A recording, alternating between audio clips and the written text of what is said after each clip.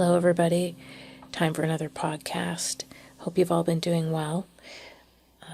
Seems like a little bit of time has passed, and I've had a lot on my mind, and I'm excited to talk with you today.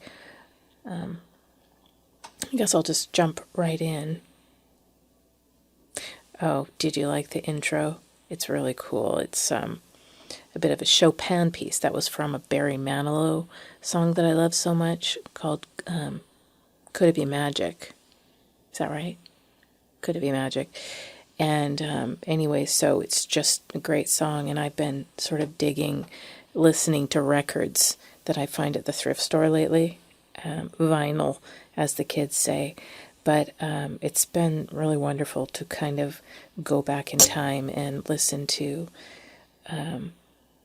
just a whole album and these great hits. And anyway, so I asked my husband if he would do a little intro based upon that song, and so he did. So that's for you, and for me, a little Chopin. So in the past, well, for a while, I've been pretty addicted to Twitter, trying to keep up with what's going on and sort of get the feel of what's happening. And so but it seems like this last week I've become a little bit more glued to it, and in a it's been more of an agonizing kind of experience, feeling a little bit more obsessive. But anyway, when I get like that, I feel like it's almost like something's got to give, and so something did give. And I think that's what I want to talk a little bit about for me. And what I realized was when I'm on Twitter, or mostly I'm going to go with Twitter more so than social, like YouTube or other social networks, is that Twitter, I'm searching for something, and I'm like a hunter-gatherer. I'm just like, where can I find it? And I was like, what am I searching for? I'm searching for comfort and answers and relief, but I also need to find a way to connect with the world. And I realize what I'm searching for is something that's hidden and I can't find. And I was thinking, well, why is it so hidden? And why can't I seem to find it? And probably wondering, what is she talking about? And what I'm talking about is the people who apparently agree or don't hold the same opinion as most of the people who are speaking out and about in my town, or kind of in the world, like the basic mainstream media narrative that we're just being inundated with right now. I'm looking for people who don't agree with that or who question it. I guess you would say that if somebody were a Trump supporter, they might be one of those people. Now, finding a Trump supporter in my town is, it's not easy. Matter of fact, I had to go look for one. I think it was a day after the election results. I found one on Twitter that day. That's when I first learned that I could find these little unicorns. And so I made an appointment with that person, and I actually met them at a coffee shop. And I'll tell you a little bit about that. But anyway, since that day, I haven't met one. And anyway, so I thought things were going to subside and kind of maybe get back to normal. They never really did, from the time of the election to the time of the inauguration.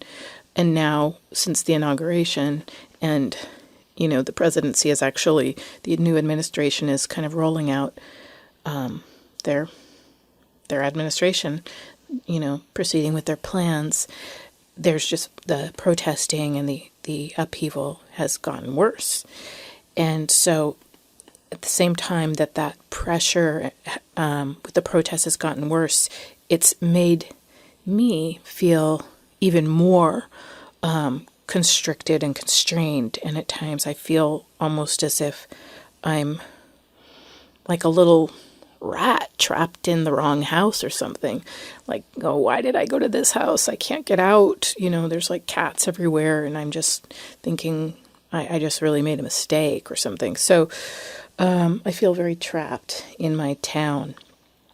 But I want to be one of those smart rats. I've always kind of thought rats were smart and been kind of attracted to their cuteness, I guess, or their I for a while there I thought Banksy was really cool, and I loved Banksy's rats, and I even have some pictures of them that I found on a building in my town once, and I was pretty impressed. I didn't even know they were Banksy's rats when I found them, and then I went to see this movie, and it was about Banksy, and I learned about Banksy. But before the movie, I'd taken a picture of these rats that were outside the movie theater, and then when I came out, I'm like, hey, that's the rats that about this Banksy guy that I'm just found out about. This was about, I don't know, maybe 4 years ago. Anyway, so rats, kind of they're the Banksy, I think, when he used them as kind of a symbol of, the resistance and the proletariat, I guess. And so I sort of, and they're always there, and they're hidden, and but they're ready to take over. Matter of fact, there's also that movie Ben, which was one of my favorites back from the 70s. Ben and Willard. It was a double bill at the drive-in, back when cars could drive into movie theaters. Anyway, and I was very, very young, very young. Anyway, and that's where that famous Michael Jackson song came from, Ben, where he's talking about his love affair, or not an affair, obviously. He didn't have a sexual relationship, but it was a platonic relationship with a rat. And it was all about protecting this rat and the love of the rat. And it was a big story. I don't even remember all of it, but it was touching. And, you can kind of look it up. Michael sings that song so cute. It's the cutest thing ever. I'm not going to start singing it right now. Anyway, I've been searching and feeling like a rat and feeling like I'm certainly part of a resistance that's being driven deep underground. And it's very hard to be part of something that's being driven deep underground. You have so many thoughts, and then your psyche is just trying to figure this out. Because when your actions and your choices and what you actually do in your expression in life begin to inform how you see yourself, right?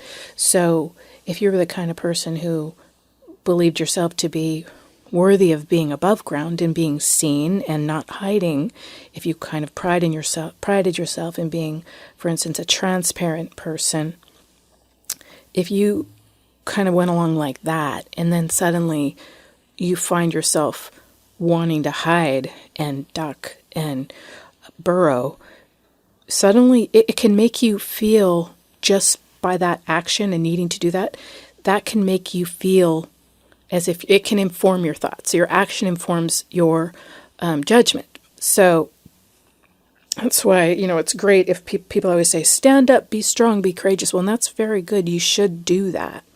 That's what I should be doing. However, the consequences of doing that are very great and unknown. And I see the consequences of people doing that on YouTube, in the riots and the protests or whatever that turn to riots, where people are being abused and violently assaulted for doing that, for not hiding. So it's a head trippy place to be, to feel like, okay, I need to get out of hiding. I need to be courageous because I want to send the message to myself that I'm not a bad person, that I'm not guilty, that I'm not a transgressive being. I don't think rats personally feel guilty, because I think that's a problem a little bit with kind of thinking like you're an animal. I mean, I don't think rats feel that way, although who knows, maybe they feel something like that. I honestly, it doesn't matter. But so I've been feeling this urge to find people where I can express my feeling of transparency and openness and redeem myself from that feeling of badness or transgressiveness. And I think that's something that we should think about, that all the people who voted I guess, who kind of went for Trump or who would see themselves in a more conservative camp. In our culture right now, you're being forced to hide and burrow, and you're being forced to protect yourself psychologically and physically. You can't be transparent. You simply can't. I'm drinking some green tea right now out of a green cup. I'm so excited about the cup. This is just an aside.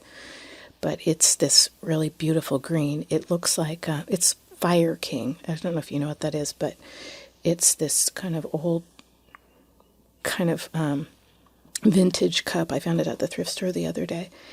And it looks kind of like translucent green, kind of like a mint green. It's really pretty. Kind of looks like depression glass. Anyway, it's making me very happy to drink out of the green cup. So it's a very civilized thing to do, to drink tea out of a green cup.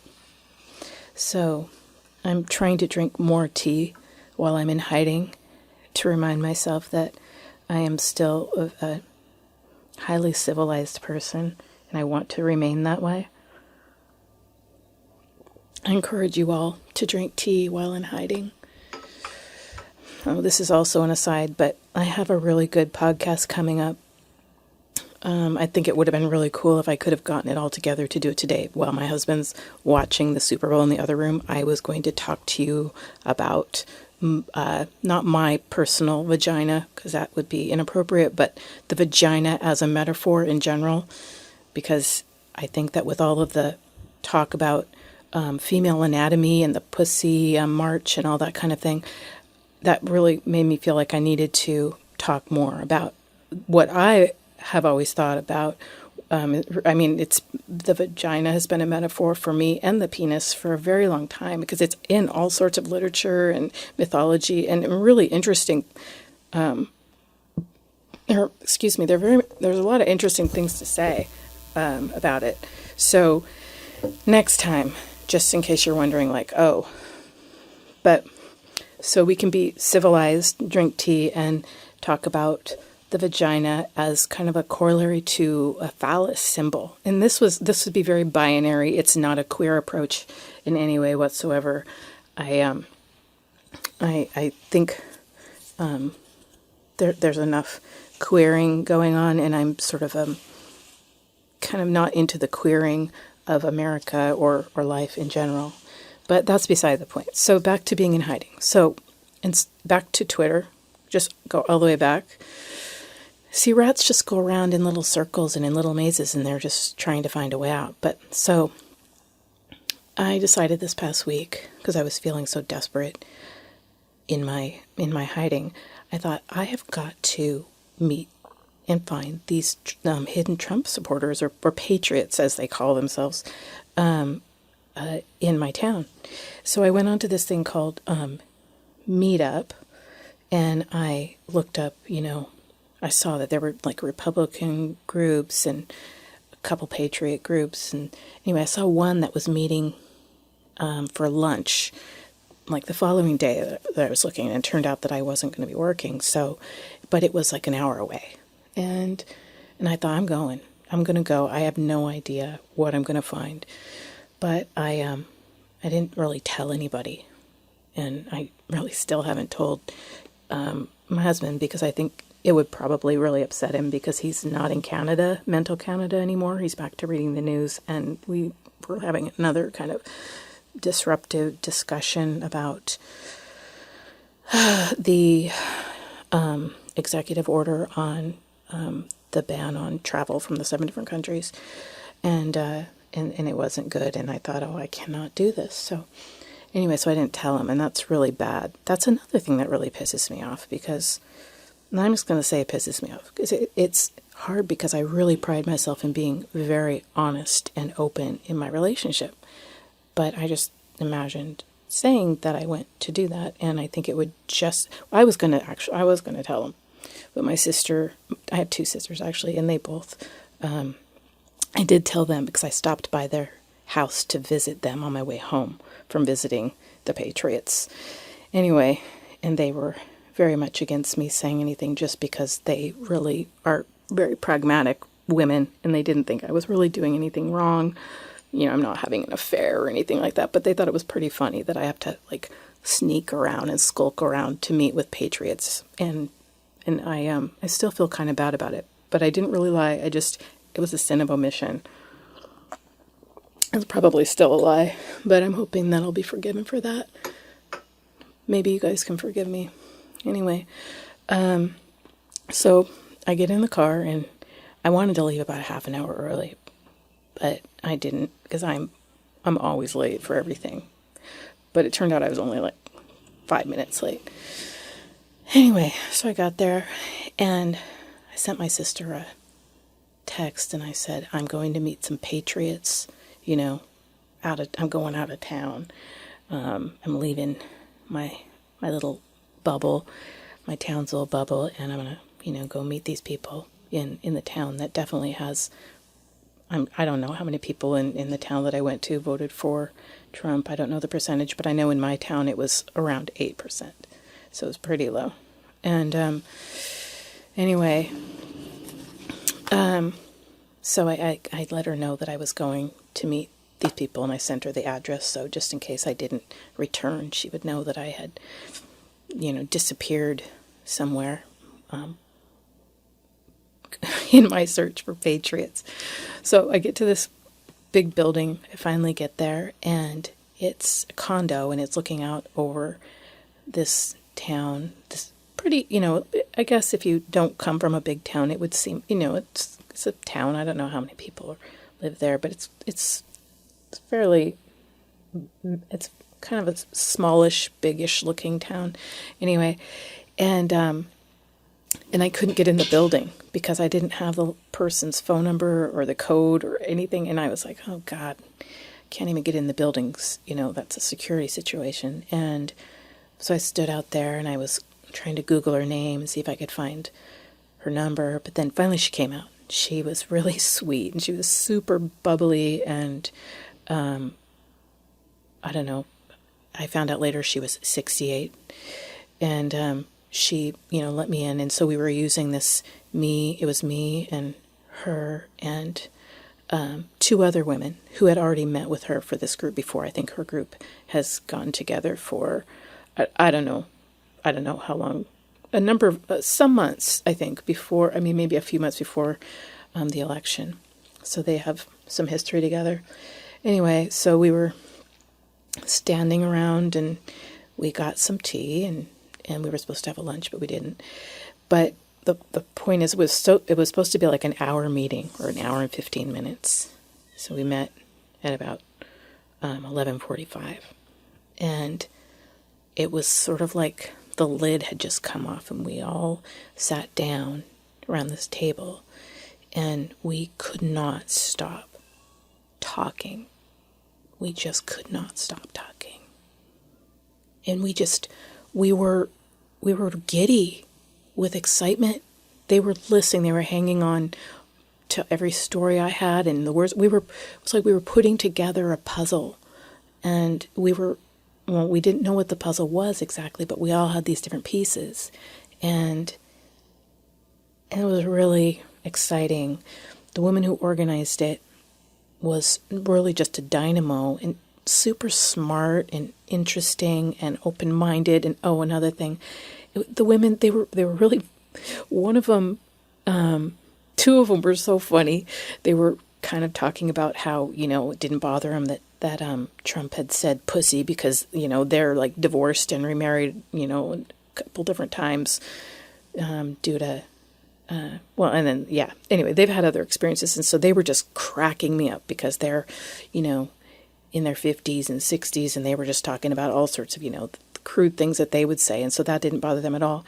And then there was another woman who was like, oh, well, I've never talked that way. She kind of looked like a movie star, like an aging movie star. She had that kind of beautiful, like Lauren Bacall kind of bone structure. She was this really tall, beautiful, conservative Republican woman who must have been, her mom had just died and her mother was like 108 8 or something.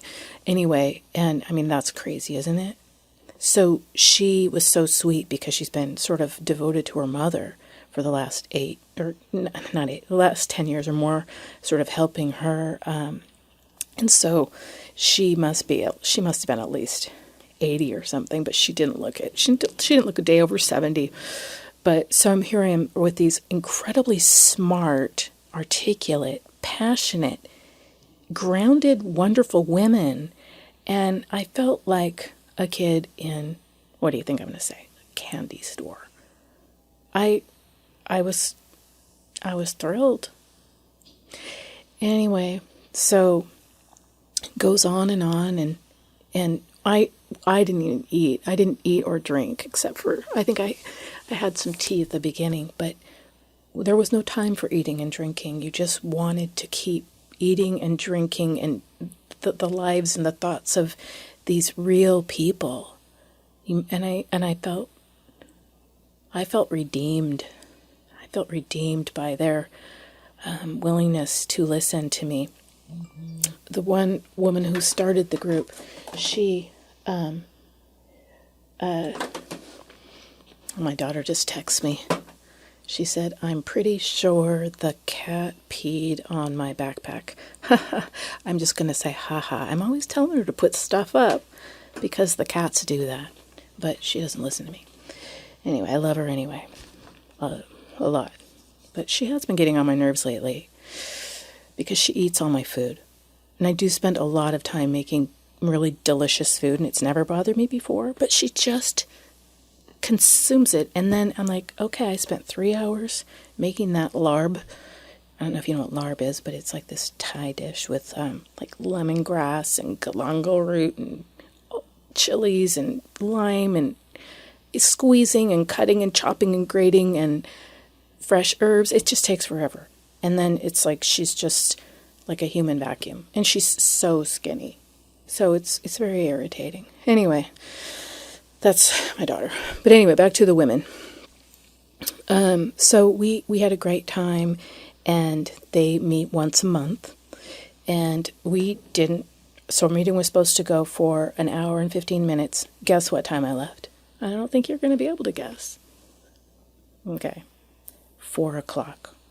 We were there talking nonstop for 4 hours and 15 minutes. We didn't really stop until the woman who started it, she had to go get her dogs, and we had to go upstairs and use the bathroom in her place, and she had a really cool place. And it also turned out that the man that she is married to is a Hillary supporter, which cracked me up so bad. They've only been married for about 3.5 years, but she's gone through 3 other husbands. She had her starter husband. She had 3 kids with him, and then she got married to another guy, and he had 3 boys, but then he died, either of Parkinson's or something else. And then her next husband, he died, I don't know of what, and now she's on this guy who's got this big round head, like round, like a big baby's head, and bald, so he's shaved, and just really sweet. Anyway, he came into the room once and gave us a package, but none of us talked about politics when he came in the room. But anyway, she said that, they just don't talk about politics, and they have other things in common. And I thought that was really pretty cool that she's so interested in what's going on, and she can't, get off the computer and looking at everything and putting things together. And she's like, this is a historic time. And I thought, this is exactly who I need to meet. And it turns out she wants to be like my friend. She wants to come. She says she'll come drive to my town in a heartbeat at any moment to come, walk or have lunch and talk. And she said she really doesn't have any girlfriends right now because she moved recently, and so she's feeling alone. And the other woman whose mom just died is also feeling kind of like lost, and they're both looking to sort of figure out what do they need to do with their time. This is so cool for so many different reasons, but isn't it cool that these women who are like 68 and, I don't know, the one who doesn't look a day over 70, who's probably 80, don't you think it's so cool that they care so much about the world and what's going on? It was just the coolest thing. I thought this is a civilized thing to do. Ladies, women, talking about how to help the world, you know. The other woman, I don't have as much to say about her. She spoke a lot, but she didn't make as big of an impression on me. She was very nice as well, but she left earlier. She had to leave at 3. So she wasn't quite as committed, you know, up until the 4 o'clock hour. So I was feeling, like I said, very happy and redeemed. And the woman who started the group, she had a Facebook group that she wanted to get me into. It's a closed group, so it's a private group of other conservatives who are kind of working together. I'm getting a bunch of texts from my daughter. Let's see what else. Okay. All right. Okay. So, yeah. So my daughter just found an ad on Craigslist. She's an astonishing artist and does these amazing oil portraits, and she's starting to get commissioned. And she's only been in art school for 3 years. She goes to an interesting art school. It's a program where you actually just work on your art all day long, and it's not conceptual at all. So it's sort of fascinating. Anyway, so she might. I told her to not meet with anybody on Craigslist at their house, you know, but to meet in a public place. So hopefully she'll get a commission for another portrait. She's, yeah. Well, you can see all these little drawings that I have up on here are hers, but they're just things she drew when she was in high school, and I just kind of kept them, you know, around, and then I take pictures of them. So they're just sort of her cast-off little doodles. So, anyway, where were we? So, the woman who organized it, she put me onto the conservative group, the closed group, and then also, so she's also going to meet with me. So I have another friend in town, or a Trump. I mean, it's just incredible look what happened. I mean, I got frustrated and scared and worried, and then I had to break out of that, right? And I had to feel kind of crazy, and I came up with the solution, and I had to drive far away. I didn't know what I was doing, and I thought I might be killed by people pretending to be patriots or something, like Antifa people. I don't know, but anyway, you just have these sort of paranoid things that go through your head when you've been a rat burrowing deep underground. Get a little paranoid, and so I have her, and the older woman whose mom just died, she was so interesting. She said that there used to be a conservative group in Seattle, or a conservative or Republican, I don't know. Women's group here. Oh, shoot, I have to take that out because I just said my town. Anyway, so, she said that it was infiltrated. I guess that's kind of a strong word, but that's sort of what it was. There were a lot of Muslim people who were coming into the group, and somehow it sort of shifted the purpose of the group, and it became adversarial because, well, as you know, there are a lot of questions around what's going on with immigration, and it's getting kind of sticky, and so anyway, that group had to be closed down because of that. So I thought that was telling. Also, I found another group on this meetup site that I was going to try and meet with, and the organizer of that group told me that, and that group, he said, is not just conservative. I think he's described it as a nationalist group. So I don't know if that's going to really work for me or not, because I don't know how far over they are. But anyway, he said that their group had been infiltrated. And I'm just using that word because it really feels that way. There's so much activism right now. It feels like even when you go and try and find the people that you agree with, you get worried that you're going to be either you're going into a place that's like a trap, or you're going someplace where you're going to be part of something that's stormed, and uncovered or exposed. It's astonishing. It worries me deeply to be like this for what's going to happen, because the rats are going to get ugly Like I said, when you're doing something that implies ugliness and shame, you can start to feel that way. And I think that that's something that we shouldn't ignore that.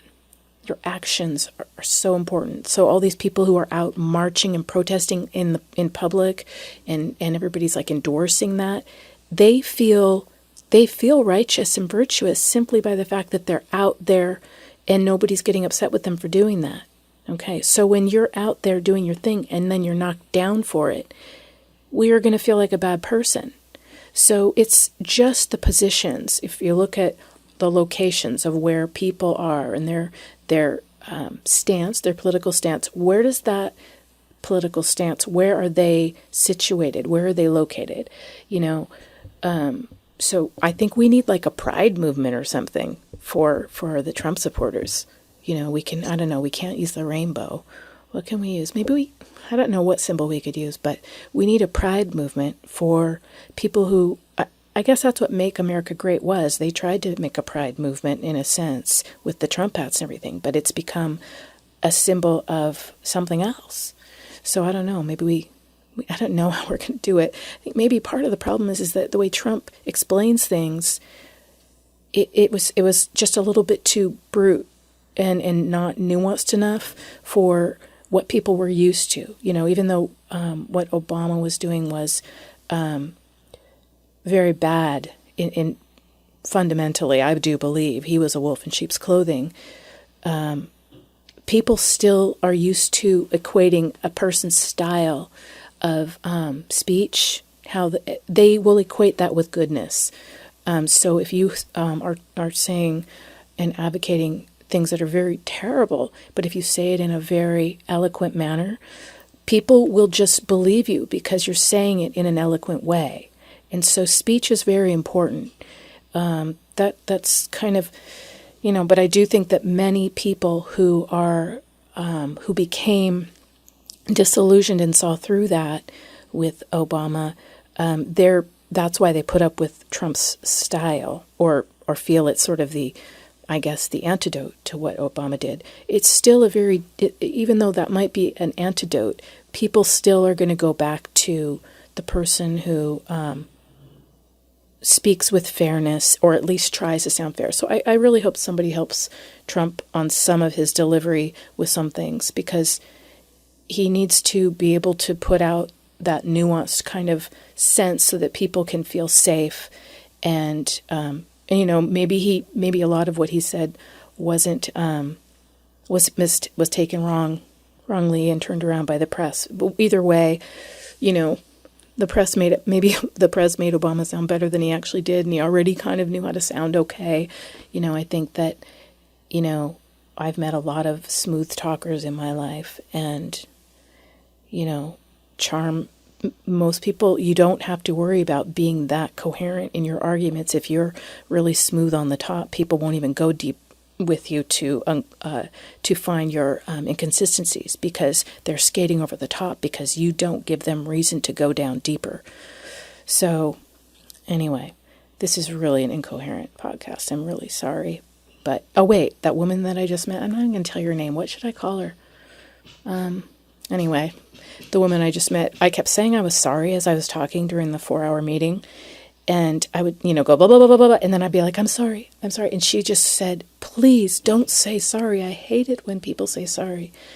And, but, that chronic need to apologize. And I was going out on a limb because I was like a little animal that had been in the forest, like the little rat who had been deprived of nourishment. And so I was just a little piggy, in conversationally. And I'm sure that I monopolized our time. Matter of fact, toward the end, when we were leaving, the woman really prided herself in being there for others. And she said, I really feel like today's meeting was for you. I think she was a religious person to some degree, even though she said fuck an awful lot and was, married to a person who had a different political orientation. She seemed to be she mentioned church, but she did say fuck a lot. I think that's great. I don't think you should, you have to give up the word, or the expletive fuck if you are a Christian. But I try not to use it too much. But sometimes you just need to say, you need that amplification, to get your point across. Anyway, so she said, don't say sorry. But it was difficult. It was difficult to trust, because that's another thing that gets broken when you're in hiding, is trust. And my sorry was to let those people know, I don't know for sure if this is okay. I don't know if you accept me. I'm just hoping. It was an act of faith, and I leapt. I leapt. It was a leap of faith, and I think that Kierkegaard would have been damn proud of me. Anyway, so it was great. It was great, and another thing that the women said, they just said they could not believe that I was surviving where I was, in my bubble and in my town. They just were astonished at the stories and the different things I told them, because they said, we don't hear this stuff. We don't hear it. We don't hear this on the TV, So I was giving them something too. I was giving them sort of proof, probably, of, some of their concerns or some of their suspicions. It was a confirmation that I brought to them that things are getting pretty weird. So, and this is sort of an aside, but sort of not. So after I left there, I was very thirsty, right? Because I just talked for 4.5 hours or 4 hours or whatever it was. And so I stopped at this little mini mart along the side of the highway. And it's kind of a sketchy part of town. And I sort of remembered that about that town, but I really needed some water. So I pull in and I go in to the mini mart gas station, and it's in an industrial area, right next to the big freeway that goes through town, the interstate. And this guy who's got this big, huge, thick beard, the hipster beard, really big and thick. And then he has this little hat on. It's almost like, it looks like, I don't know, like a military hat, the kind that's sort of tight around the scalp, and then it has a bill, but it's not exactly like a baseball hat. Kind of goes down a little bit more. Anyway, he has that hat on, and he's over dealing with the soda machine or whatever. And I come in the door, and he's like, hey, and he's got this really sweet, nice voice, and he's super friendly, right? And so I look around, and I get my bev, and I come up to the counter, and he comes up, and he's like, well, hello, he was a character. And I just, sometimes I'll ask people, how are you today, if I feel compelled to do so. Anyway, I did. And so I said, how are you doing? And he said, well, I'm doing very well, And I said, why are you doing so well? And he said, well, I got this rifle. And then he started telling me about his rifle that he had, and how it was really hard to get the certain ammo for it, and some certain casings or something had just come in the mail, and he was so excited that he got these casings, and it was all coming together. And then I looked at his waist, and he was packing. He had a gun on his waist, on his he had like a holster, and he also was wearing like a vest, sort of a nice fitted leather black type vest. He looked like he could have been, I don't know, running a saloon like 100 years ago in the Wild West. And in a way, this is the Wild West. So anyway, I was just thinking, I am in an alternate universe. Here I am, I'm like out meeting the Patriots, and I'm going to the mini mart to get water, and this guy is packing. The guy who's taking, my money for the bottled water is packing, and it's not a concealed weapon. And it was just so funny, because he looked just like the hipsters that I'm around, but he had a gun. So, and then this other guy who was waiting for the guy to help him, because I said to the guy, oh, that's interesting. My brothers really enjoy their guns too. And, and they love to make ammo. It was, oh God, I don't know. And so then the guy who was coming in to be helped, and then the guy behind the counter were like, well, where are you from? And I'm like, oh, just like, my town, which is like right down the street, like 40, 45 minutes down the way. And it was pretty funny. I felt like I was in an alternate universe, and the guy was just like, well, hey, have a great day. And it was just, I don't know, sometimes the world is charming, and it's funny that it can be that way when you're talking to somebody who's got a gun right there on his hip. I don't know why, but it just cracked me up. So I'm going down the road.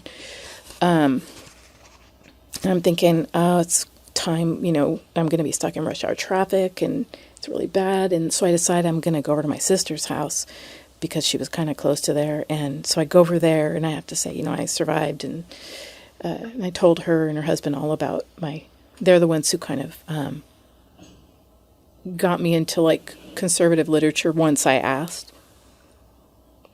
which was like 3 years ago. I said, hey, I think I might not be a liberal. And then they were like inundating me with, they were like, really? And then they're like, oh yeah, have you heard about the Drudge Report? And I'm like, no. And so apparently, I don't know, they've been looking at all that stuff and into that stuff since like the 80s. And her husband's really smart. And he actually came from a very liberal background back east, and his brother was a mathematician, taught at an Ivy League school, and then he went out west, which was really weird probably for his parents and his group, and he sort of left that whole world behind and became a Republican out west. So my sister's married to a unicorn. So that's what she said to me. It was so funny. She goes, yeah, I married a unicorn.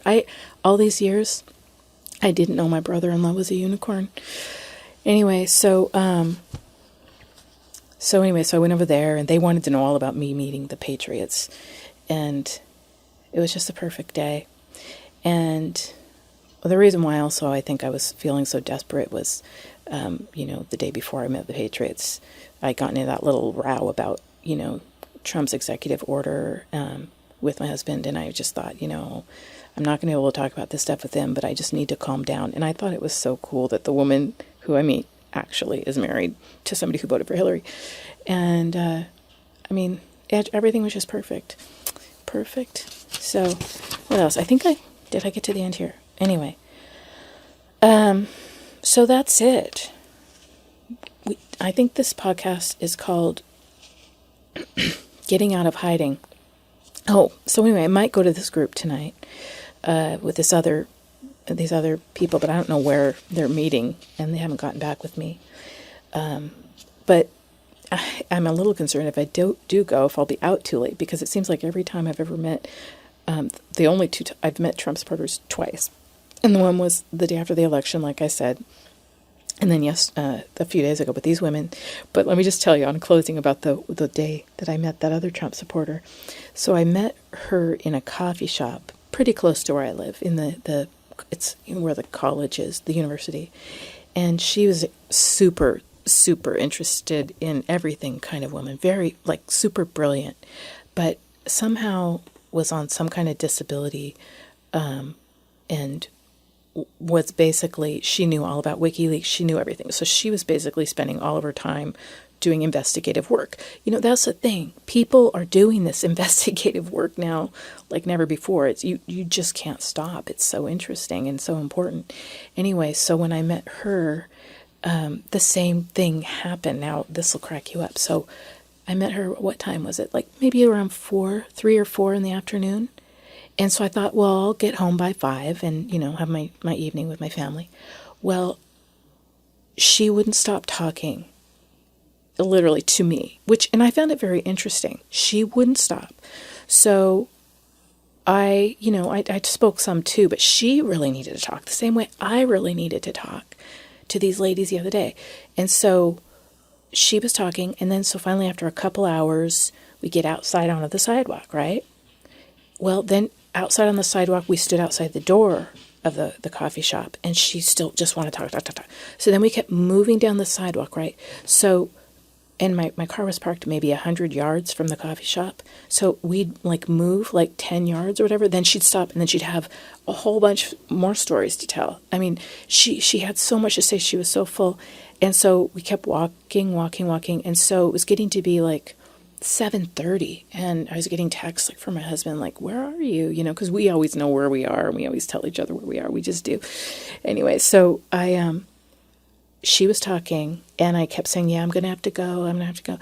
And at one point, because she wouldn't stop, I actually had to just sprint away from her. In the middle of her sentence, I sprinted away from her, and I said, I gotta go, because I was really worried, and I knew she wouldn't stop. And she was so sweet, and I felt really bad for doing that. I said, you know, I'm going to call her. Maybe she'll want to talk tonight while the Super Bowl's going. Maybe she wants to watch the Super Bowl. I don't know. But anyway, what that made me think was, I never had to sprint away from a person, like literally, like it would be something like I would be sitting, you're standing there in the middle. No, like, okay, great talk. None of that. The person's going, it's like, you feel like you're jumping off a moving train. So, but I think that that's also part of where we're at. People are that desperate to talk to each other. So the trick is, if we can actually find each other and not be too worried, I think, we need to help each other, but it takes effort. So, and a little bit of courage. So, that's it. Find your people. Oh, wait. One other person who contacted me was somebody from Meetup, it's a group called Ex-Liberals in New York. Because I thought maybe it'd be cool if we had one of those groups in our town. But I think that might be too limited, kind of a way of putting it. Because I think a lot of people, like, I didn't know that I wasn't really liberal anymore, and I think that might just turn a lot of people off. So I think I might like call my group like something about free speech or something. Anyway, and that would be better, but for me. But anyway, this woman in New York, she wrote me because she saw that I was interested in the New York group, because I just thought I'm going to give them a message, because they were going to go meet on the steps of Trump's hotel, I think, today, to protest, to support Trump. But I don't know how many people were going to go because of the Super Bowl. But anyway, I told them I was hoping that they would, post something about it and what happened. But I hope they're safe. Anyway, this one woman, the one who contacted me, said that she actually had listened to one of my podcasts about going against type. And she said that she was a little bit older than me, but she said that she loves the group that she's meeting with in New York, and she feels that she's finally kind of coming into her own, and that she feels like she's meeting in like the way she mentioned, like, some ancient Roman catacombs or something, like people meeting in secret to, share and hold on to these ideas that are under attack. And I don't know, when she said catacombs, I thought, wow, that's a really good word. And I need to kind of understand the whole concept of that a little bit better. It's a little bit nicer sounding than, a rat, hiding behind a stove or something, or under a house, in a crawl space, or up in an attic, burrowing into the insulation. But catacombs. So these are the words that kind of stuck with me. I think of the words that stick when you're talking with people, when they say, my group was infiltrated, or the group closed down, or I'm meeting in the catacombs, or whatever. These are the words that are circling people who voted for Trump. And we need to remember that we're not bad, and that just because we're in hiding a little bit, or feeling like we need to hide, that we're not bad. That hiding doesn't mean you're bad. I mean, it could just mean that you have something precious that is being secured from a toxic environment, that's being set aside. So I think that's how I'll end it for now. I'm really glad that I did this, and that's all.